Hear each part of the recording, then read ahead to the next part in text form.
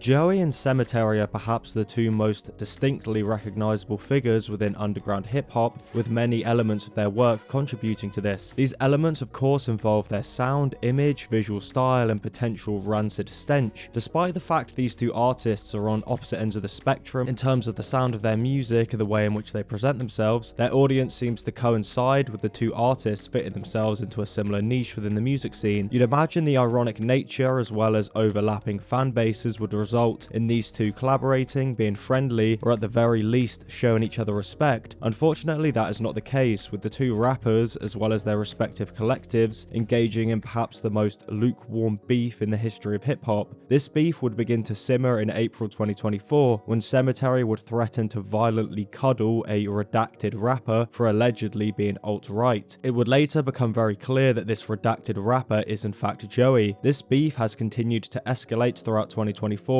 with various violent threats as well as a healthy amount of trolling from this plump motherfucker. You probably have various questions. On the surface, Joeyy appears to be completely distanced from politics, with his entire focus being music, cool visuals, and a healthy amount of wacky slash. Despite this, Sematary has actively threatened violence and completely distanced himself from Joeyy based on the idea that Joeyy is affiliated with the alt-right. In order to understand how politics has inserted itself into the perfect beef for the approaching white boy summer, we need to briefly explore the history of the two artists and what led to their success. Joeyy would begin creating music after dropping out of high school, with Joeyy finding himself slap bang within a neat lifestyle. He would decide to focus the majority of his time on the creation of hip-hop music inspired by the likes of Lil B and Lil Wayne. Despite receiving a small amount of attention throughout the underground early in his career, Joeyy was still very much unknown to the public, with the first introduction for many being through his affiliation with comedian Sam Hyde.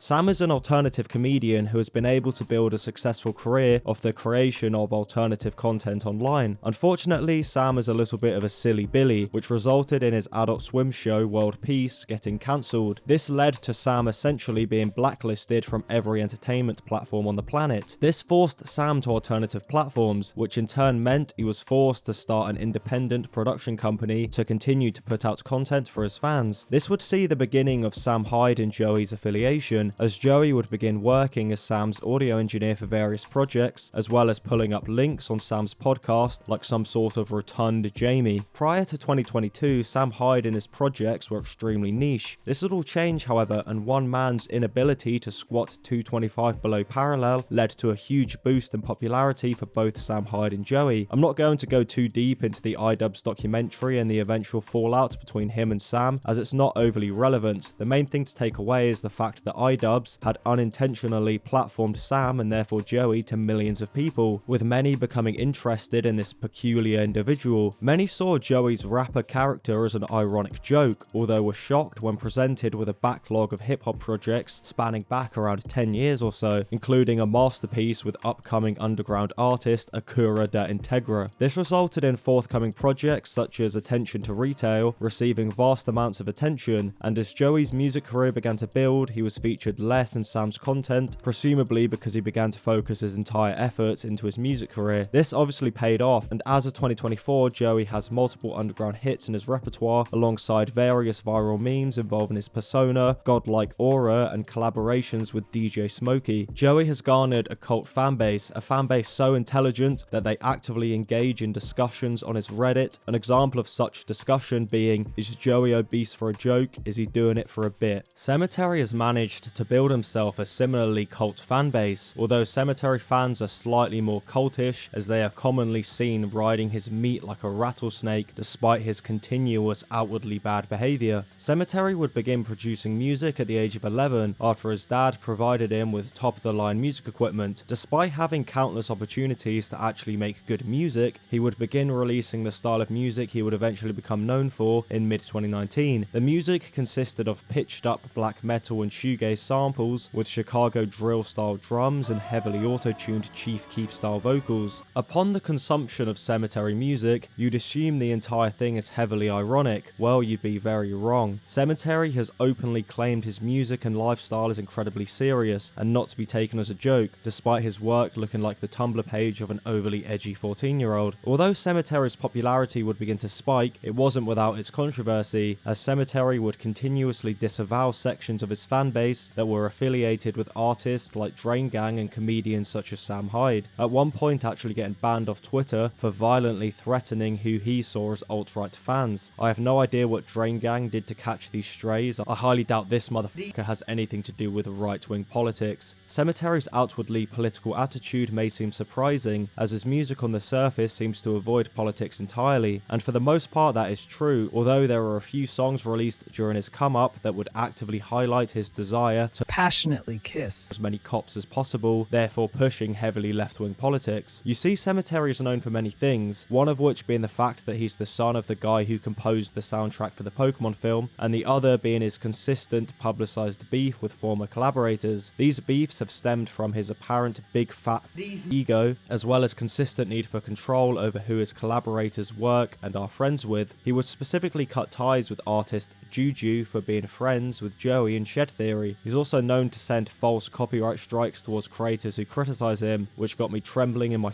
boots. I'll be sure not to insult this greasy, bad religion wearing Heshlord again in this video. When exploring the come up of these two artists, it's pretty easy to see why they may have tension. Joey is quite clearly a troll who has actively worked with comedians who are publicly seen as far right, and Sematary is heavily left leaning, so much so that he refuses to work or associate with anyone who can be linked to right-wing politics. So now we are aware of the background, how did the beef between the two actually start? Joey would begin trolling Sematary on his Instagram story, as well as dissing Sematary in a few leaked songs, which leads us directly to Sematary's redacted call-out during an interview in April. Sematary would target a blanked-out rapper in the underground, threatening on-site violence against the individual due to his alleged affiliation with the alt-right. It was clear to everyone involved who Sematary was talking about, with Joey responding on a quickly deleted Instagram story. Half of y'all are fans. I run into you. You're shaking. I tell you, don't worry, I'm not gonna do nothing to you. Then you ask for a picture. And you're like, oh, I can't take a picture with you because and I'm like, all right, whatever, it's fine. Then you meet the bros and you ask them for a picture. You take pictures with them on your phone. Okay, you're low-key fans, I get it. And pay for PR and use that PR to wish bodily harm on who's presumably me and my friends. Meanwhile, you dick riding my other friends. So you're f***ing stupid. And y'all know where I'm at.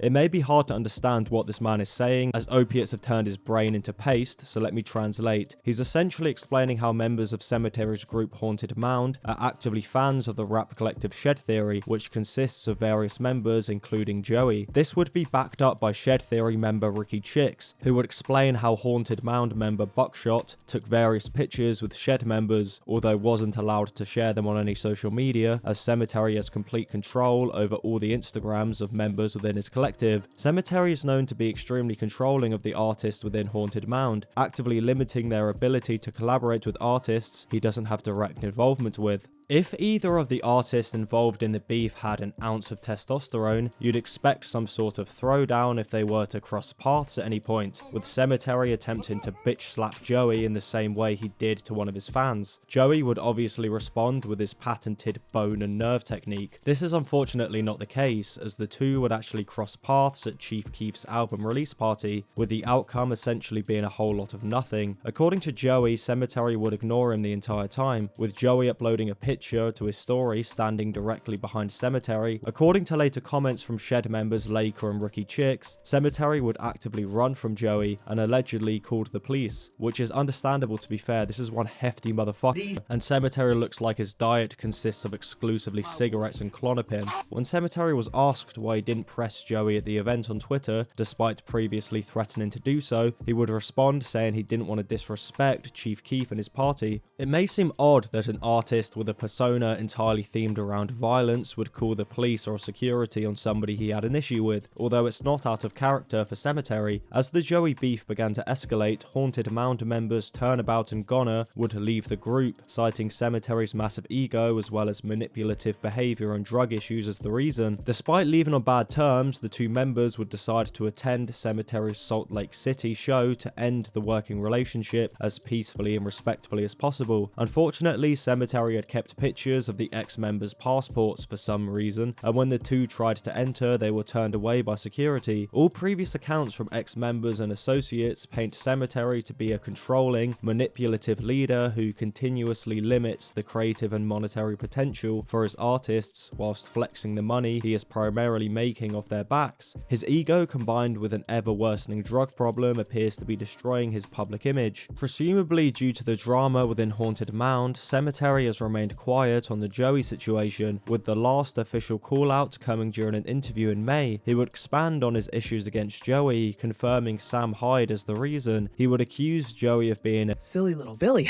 due to the association and labeled his music as nothing but a meme, which is extremely ironic. So is there any weight to Sematary's claims? Well, it entirely depends on how you look at it. Sam Hyde is obviously very controversial and has alienated a large portion of individuals.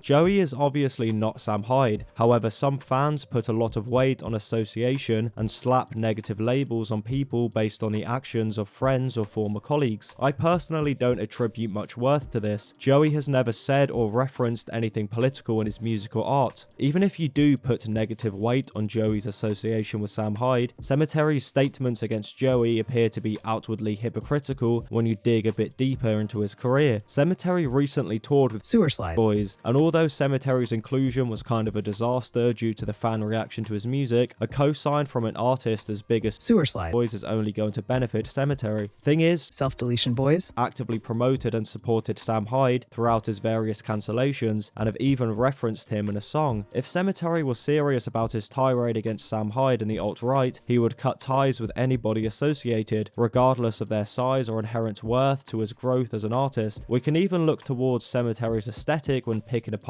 his point about Joeyy. It's clear he is heavily influenced by the works of Varg Vikernes and black metal, and has actually sampled Bertram in the past. Varg quite literally murdered somebody and has actively spread hate speech on his platform. Despite this, Sematary has utilized his aesthetic and music to push forward his career, making it clear his opinion on Joeyy isn't based on any real political or ethical sensibilities, and most likely just stems from personal opinions and bias. It seems this beef is far from over, and with Chet Hanks officially announcing White Boy Summer, the two artists have no choice but to continue. And with these two artists quite clearly having yummy delicious candy problems and being so deeply connected to their ironic character, it's almost impossible to tell whether they're being serious or not. It's clear the outcome is going to be nothing but entertaining.